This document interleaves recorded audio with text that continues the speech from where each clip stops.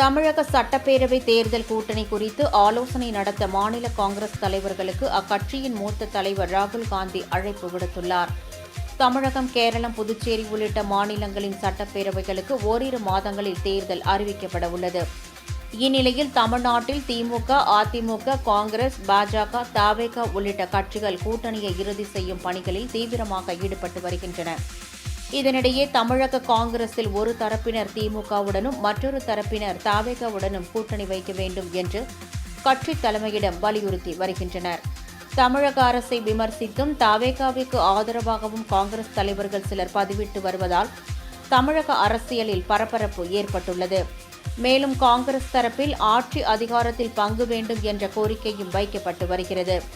இந்நிலையில் டெல்லியில் வரும் 18 மற்றும் 19 ஆகிய 2 நாட்கள் தமிழக காங்கிரஸ் தலைவர்களுடன் ராகுல் காந்தி ஆலோசனை நடத்தவுள்ளார்.